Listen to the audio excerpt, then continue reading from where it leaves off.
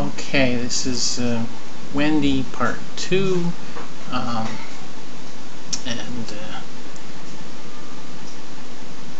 I was a heavy drinker all my life, a social drinker, but 6 months ago I gave it up.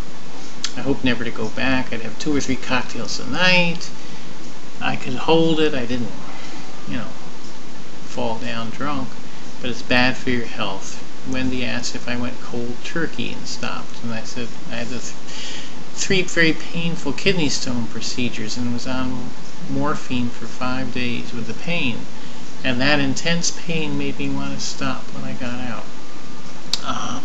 I had to have the surgery to get the stones out. They were too big, and there was a time limit. After I had to have it by a certain date, or else the insurance would no longer cover it, because the only surgeon that could really do it in the area was going out of network.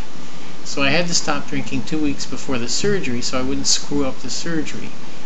And then so I hadn't had anything for 2 weeks, and then the 5 days of pain.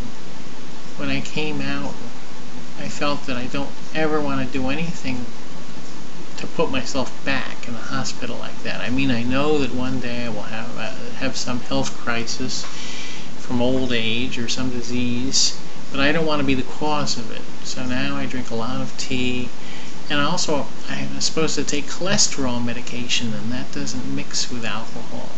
And I used to worry, I was torn, like, I'm supposed to take this, but I want to have a drink. So now I don't have to worry. I can take it because I don't drink anything at all. And when you're over 50 and you go in the hospital, they're all over you about, do you smoke? Do you drink? So now I can honestly say I don't use anything. And I'm slightly diabetic, type 2, so I take a pill a day. I have to watch my carbs. It's not easy, but when you realize the consequences of high sugar, then you can struggle better towards compliance. Well, except when I drank every day, it was kind of a suicidal thing. I mean, you say to yourself, well, I don't really care if I die. It tastes good. I feel good for an hour or so afterwards. But then one day you wake up to the realization that it's not just as simple as dropping dead. You don't just drop dead. You die a little bit at a time, most likely, over a long period of time, with things like kidney failure or stroke or whatever. So I came to that realization. But it's one thing to know something intellectually, but to feel it emotionally at the core of your being. I mean, to look at someone smoking or drinking and to feel disgust.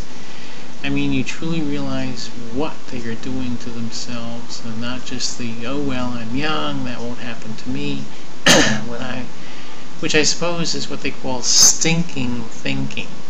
Someone who was in AA told me that expression. I've never been to AA myself, Alcoholics Anonymous, but a MySpace friend of mine is in her 60s. She was an alcoholic, she was a heroin addict, and her son died from heroin. But she got clean, and she stayed clean. So we all have to suffer, get sick, and die. But why rush it? And some alcoholics can tell you the day and hour they quit. I only know it was 2 weeks before my first kidney surgery. But I didn't think about quitting until I was in the hospital and had all the pain. I knew this one social worker that I worked with some 8 years ago, and one day he told me about how in the 1800s alcoholics would greet each other, reformed alcoholics would greet each other not with good morning, but with joyous sobriety. They would say joyous sobriety. It's joyful to be sober. And that didn't mean anything to me 8 years ago, but now I can kind of understand it. And I drink a lot of tea. That makes my teeth brown, but I don't care. I'd rather have brown teeth than go back to drinking. And it's hard for me to think that my wife has all these diseases, and she may die one day.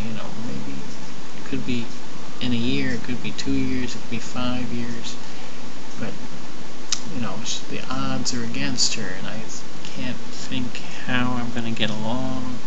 What will I do? Sometimes I do think about suicide, but other times I think about that somehow we can do something for the sake of others. Wendy says, well, for yourself, but I said, for someone else, maybe just to think of being there and doing something for Cheryl Lynn. And I said she thinks that she'll never find anyone to love her because of her problems. And as I got to know her and talk with her on the phone, I realized how lovable she is. Wendy says love comes and goes for her. Anyway, one day I told Cheryl and I said, it's so deep in our genetic structure, it's deep in our genes. I mean, we're programmed to love, or else our species would have disappeared long ago. Maybe I should end this as part 2 and then start up with part 3. Let's see. Stop.